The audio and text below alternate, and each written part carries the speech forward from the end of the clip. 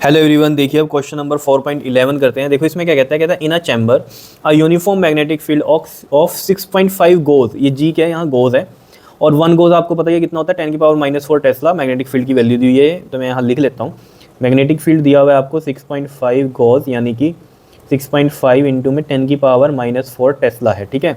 Is maintain an electron is shot into the field with the speed of 4.8 into में 10⁻⁶ metre पर second, ठीक है। तो यानी कि वेलोसिटी जो है इलेक्ट्रॉन की दी हुई है कितनी हमारे पास, 4.8 इंटू में 10⁻⁶ मीटर पर सेकेंड की है, नॉर्मल टू द फील्ड। देखो ये क्या कह रहा है आपको, ये बोल रहा है इस तरीके से कि जैसे ये है मैग्नेटिक फील्ड, ठीक है, ये है मैग्नेटिक फील्ड, और यहाँ से आपने इलेक्ट्रॉन को शॉर्ट किया परपेंडिकुलर टू द फील्ड, ठीक है ना, इलेक्ट्रॉन को शॉर्ट किया, तो ये इसने बनाया ऐसे एक सर्कुलर पाथ, समझ रहे हो, सर्कुलर पाथ बनाया इलेक्ट्रॉन ने।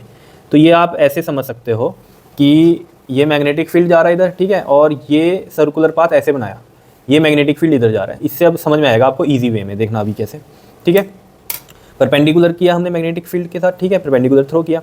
Why the path of the electron is a circle. अब ये पूछ रहा है आपसे कि सर्कल क्यों है। देखो आपको इतनी बात पता है कि जो फोर्स हमने निकाली थी, अगर आपको याद हो, force on a moving charge particle in a uniform magnetic field, याद है, तो ये निकली थी Q B V sine theta.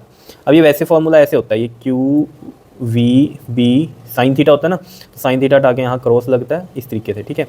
अब यहाँ पर ये जो वी और बी है, यानी कि वेलोसिटी हो गई, और ये मैग्नेटिक फील्ड, और ये फोर्स, ठीक है। अब आपको पता है कौन सा, लेफ्ट हैंड रूल, उससे आप फोर्स की वैल्यू निकाल सकते हो। अब देखो ज़रा, जैसे हमने कहा ये इस तरीके से है, ठीक है, अब ये इस तरीके से है। देखो इसे थोड़ा ढंग से करने के लिए, ताकि आपको इजीली समझ में आए, जो मैं एग्जांपल देना चाहता हूँ, मैंने इसको इलेक्ट्रॉन को यहाँ से ना करने की बजाय ना यहाँ से थ्रो किया है, इसको ऐसे समझ लो, ठीक है। अब थोड़ा इजी हो जाएगा आपके लिए। इलेक्ट्रॉन ऐसे गया तो करंट ऐसे आएगा इसमें, ठीक है, तो ये करंट इसमें इस तरीके से आ रहा है, तो मतलब करंट जो है वो इस तरीके से आ रहा है, यहाँ ऐसे जा रहा है करंट, ठीक है। अब देखना जरा, अब ये नीचे वाली साइड देखना, मैग्नेटिक फील्ड इधर जा रहा है। अब ये देखो जरा, ये आपको पता ही है लेफ्ट हैंड रूल से, ये वाला फोर्स होती है, ये मैग्नेटिक फील्ड, और ये करंट, फादर मदर चाइल्ड। तो अब इसमें करंट कहाँ आ रहा है, ये नीचे की तरफ आ रहा है, ये देखो जरा, यहाँ करंट नीचे की तरफ हो गया ऐसे, और ये क्या हो गया, ये वाला हमारा मैग्नेटिक फील्ड हो गया इस डायरेक्शन में। तो फोर्स कहाँ आ रही है, इसमें अंदर की तरफ आ रही है, तो फोर्स लग रही है ऐसे अंदर की तरफ। तो यहाँ हर जगह यही होगा, फोर्स जो होगी वो कहाँ लग रही होगी, अंदर की तरफ लग रही होगी। अब जब अंदर की तरफ लग रही होगी तो इसमें क्या होगा, एक सर्कुलर ही पाथ बनेगा इसके अंदर, या नहीं, बताओ समझ रहे हो बात को या नहीं। तो इसमें देखो अब हम इस वाले पार्ट पे आ गए, इसमें करंट ऐसे जा रहा है, तो इस पर लगाओ जरा, देखो करंट जा रहा है ऐसे, ठीक है, ऐसे जा रहा है, और ये रहा मैग्नेटिक फील्ड इधर, और ये रहा करंट, और ये देखो थंब मेरा अंदर की तरफ जा रहा है, तो इस पर फोर्स एक अंदर की तरफ लग रही है इस तरीके से, ठीक है। तो इसकी वजह से क्या होगा, एक सर्कुलर पाथ लेगा ये, और ऑब्वियस ही बात है एक सेंट्रीपिटल फोर्स भी इस पर एक्ट करेगी, या नहीं, ठीक है ना। तो मतलब आपने इसमें यही समझना है कि एक फोर्स ऐसे अंदर की तरफ है, और एक सेंट्रीपिटल फोर्स भी लगेगी इसके अंदर, ठीक है ना। क्योंकि देखो कोई भी चीज़ जब सर्कल में क्या करती है, रोटेट करती है, तो उस पर क्या लगती है, एक सेंट्रीपिटल फोर्स भी होती है जो उसे बैलेंस करती है। क्लियर है इतनी बात, ये तो पता ही है आपको, या नहीं, ये तो चीज़ पता है ना। अब जैसे ये चीज़ घूम रही है, तो ऑब्वियस सी बात है इस पर एक फोर्स लग रही होगी जो इसको बाहर की तरफ घेर रही होगी, वो क्या है, हमारी सेंट्रीपिटल फोर्स होगी, ठीक है। तो ये चीज़ आपको पता है। तो यानी कि अब यहाँ पर हमें पता चल गया कि जो F है हमारी, वो परपेंडिकुलर है किसके, V के भी और B के भी। तो इसकी वजह से क्या हो रहा है, सिर्फ डायरेक्शन में चेंज हो रहा है। Therefore this force will only change the direction of motion of the electron without affecting the velocity, ठीक है, वेलोसिटी पे कोई इफेक्ट नहीं डर रहा है इसका।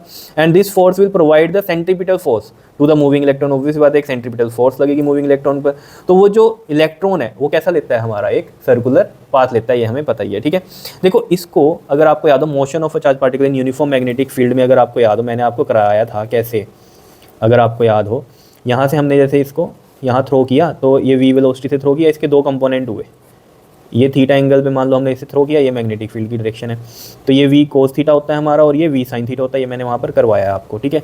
इसे हमने V2 माना था और इसे हमने V1 माना था।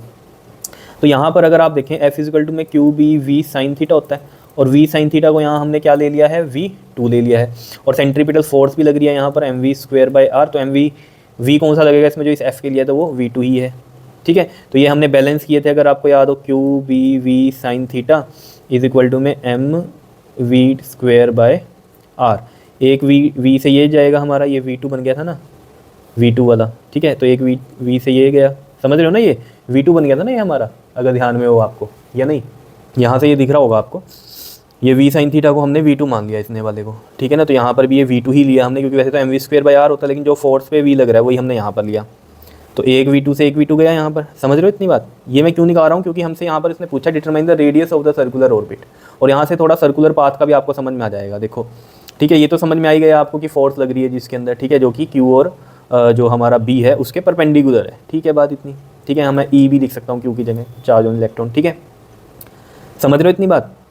तो यहाँ पर जो है हमारे पास सेंट्रीपिटल फोर्स भी प्रोवाइड हो रही है, ठीक है ना, मूविंग इलेक्ट्रॉन के ऊपर, जिसकी वजह से सर्कुलर पाथ लग रहा है। लेकिन इससे हम और भी तरीके से समझ सकते हैं, क्योंकि उसने रेडियस की भी बात करी है, तो रेडियस भी यहाँ से निकल जाएगी। देखो ये तो हमें पता ही है, मैं डायरेक्ट भी लिख सकता था, अगर आपको याद हो जो R का फॉर्मूला था ना हमारे पास डायरेक्ट इसके लिए, वो क्या था हमारे पास, mv साइन थीटा अपॉन में QB था।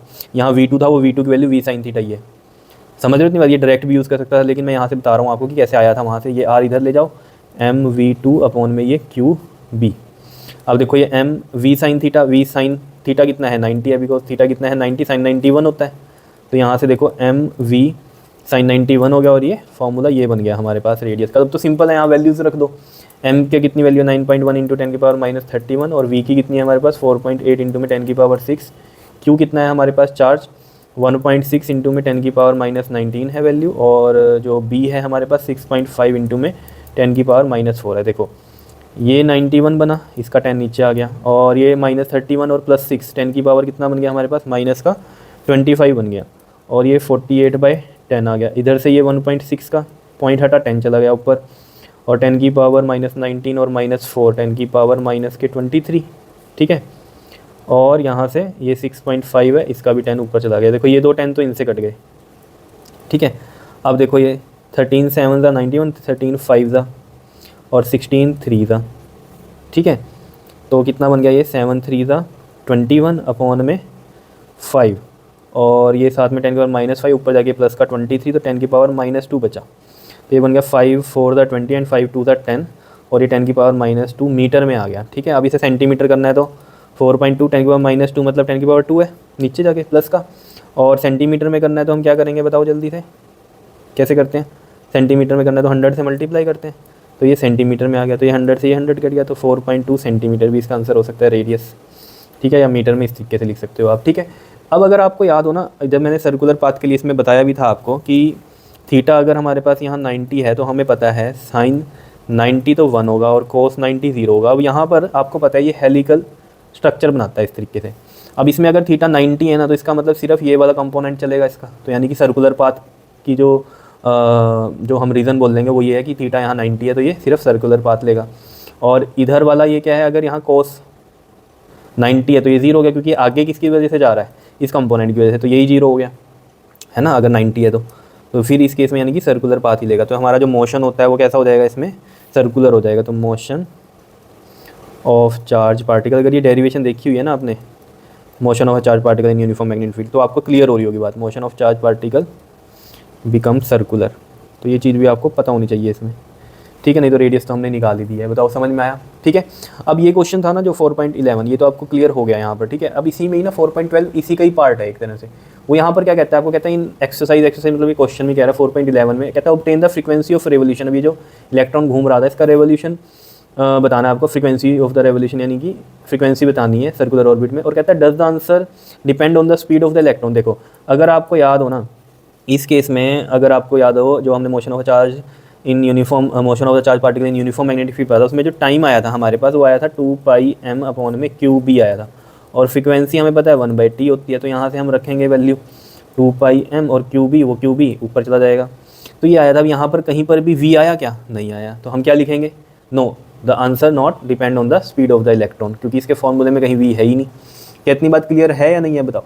तो जो रिलेशन है हमारा फ्रीक्वेंसी का वो कैसा है, इंडिपेंडेंट है स्पीड ऑफ इलेक्ट्रॉन। तो मैं यहाँ लिख दूँ reason, the relation for frequency क्या लिखेंगे, is independent of speed, is independent of speed of electron. Clear, कहीं भी V आया ही नहीं हमारे पास, ठीक है। तो हम लिखेंगे hence electron, hence the frequency of revolution हम लिख लेते हैं, हैंस द फ्रीक्वेंसी लिख लेते हैं सिर्फ, is independent of speed of electron, clear है। अब देखो अब तो सिंपल है, हम फ्रीक्वेंसी निकाल सकते हैं। क्यू हमें पता 1.6 इंटू 10⁻⁻19 होता है, और बी हमारे पास पिछले क्वेश्चन में था 6.5 गोज था, और उसको हमने टेस्ला में चेंज किया था 10⁻4 से मल्टीप्लाई करने के बाद। 2 है और पाई को हम 22/7 ले लेते हैं। क्यों ले लेते हैं? ताकि ये 7 अभी कट हो जाएगा, देखना आप। और एम हमें पता 9.1 इंटू में 10⁻31 होता है। तो अब देखो ईजी हो जाएगा, ये देखो 16/10 लिख लूँ इसको, यहाँ मैं 65/10 लिख लूँ, और ये 7 लिख लूँ, और ये 10⁻19 -4 माइनस का 23 बन गया। अब ये देखो हमारे पास ये 44, और ये 91 का 10 ऊपर चला गया, और ये 10⁻31 यहाँ। बहुत ईजी है, देखो एक 10 से ये 10 गया। अब देखो 13 5 ज़ा 65 एंड 13 7 ज़ा, ये 7 इससे गया। और क्या हो सकता है इसमें? देखो यहाँ पर 4 4 ज़ा 16, और ये 11, तो ये देखो 20/11, और यहाँ पर 10⁻23, और ये 10⁻30 है, क्योंकि ये 1 इधर ये भी है ना, तो +1 करेंगे -30 बनेगा। तो ये 20/11 करेंगे तो हम, और ये करेंगे तो 10 की पावर प्लस में आएगा 7, ठीक है। -30 ऊपर जाके प्लस का 30 बनेगा ना, इस तरीके से। क्लियर हो रही है बात या नहीं? और 20/11 है तो 11 1 ज़ा 11, यहाँ कर लो डिवाइड 11, और कितना बचा? 9, 0 पॉइंट लगेगा, 1.11 8 ज़ा 88, फिर 2 0 1 पे जाएगा, फिर 9 0 11 8 ज़ा, यही चलता रहेगा। तो मैं यहाँ तक लिखता हूँ 18.1.818, 10⁻7 हर्ट्स। और इसको मैं ऐसे भी लिख सकता हूँ राउंड ऑफ करके 1.82 इंटू में 10⁻7 हर्ट्स, या फिर और तरीके से कर सकते हैं इसको। देखो ये पॉइंट मैं थोड़ा सा आगे ले जाऊँ, एक पॉइंट आगे ले जाऊँ, तो उसकी वजह से ना 10⁻6 आ जाएगा, जिसकी वजह से मैं इसको मेगा हर्ट्स में लिख सकता हूँ, जो कि हमारा आंसर है। देखो 1.82 है ना। अब देखो कई बच्चे सोचते हैं हर्ट्स में, तो सही है ना, ऐसे ही रहने दो। अब मान लो आपका ऑप्शन आ गया कहीं पर, वहाँ हर्ट्स है नहीं, मेगा हर्ट्स में सब कुछ, तो आपको कन्वर्ट भी तो करना आना चाहिए ना। देखो हमें पता है राइट साइड में अगर एक पॉइंट लेके जाते हैं, हम एक लेके गए ना इधर, ठीक है, तो यहाँ पर 10 की पावर प्लस में चलती है और वो 1 चलती है। अगर लेफ्ट लेके जाते हैं तो 10 की पावर माइनस में चलती। अब एक लेके गए हम राइट, तो प्लस का 1 हो गया यहाँ पर, ठीक है। क्लियर है इतनी बात? प्लस का 1 नहीं, सॉरी माइनस का, ठीक है। याद रहना चाहिए आपको, जब भी हम राइट में पॉइंट लेके जाते हैं तो 10 की पावर माइनस में चलती हैं, और एक लेके गए हैं तो हम माइनस का 1 लगा दिया। अगर हम लेफ्ट में जाते अगर जाते हैं तो 10 की पावर प्लस में चलती हैं। क्लियर है? बहुत बार मैंने बताई हुई है आपको बात। और ये 10⁻7 हर्ट्स आ गया। अब देखो जरा 18.2 इंटू में 10⁻6 हर्ट्स। अब मैं देखो इसको अप्रॉक्सीमेट 18.2 को 18 लिख सकता हूँ, और 10⁻6 को मेगा, तो ये मेगा हर्ट्स में ये आंसर आ गया आपका। क्लियर है? बताओ समझ में आई बात? तो बिल्कुल सिंपल थे ये दोनों ही क्वेश्चन, ठीक है। मेन आपको जो है motion of A charge particle in uniform magnetic field वाला जो डेरिवेशन है वो आनी चाहिए, तो आप ये कर सकते हो। बताओ ईजी है या नहीं है? तभी मैं बोलता हूँ आपको डेरिवेशन वगैरह अच्छे से आनी चाहिए, तो आपके न्यूमेरिकल्स तो बहुत ईजी हैं फिर होने, ठीक है। कई बच्चे पूछते हैं डेरिवेशन करने की ज़रूरत क्या है, तो ये ज़रूरत होती है। अगर डेरिवेशन की हो तो फिर ये आपको डिफिकल्ट नहीं लगेंगे, ठीक है। नहीं तो यही आपको पहाड़ लगेंगे कि क्या है। जिसने डेरिवेशन की हुई होगी उसके लिए तो बहुत ही ईजी होगा। क्लियर? ओके जी, थैंक यू।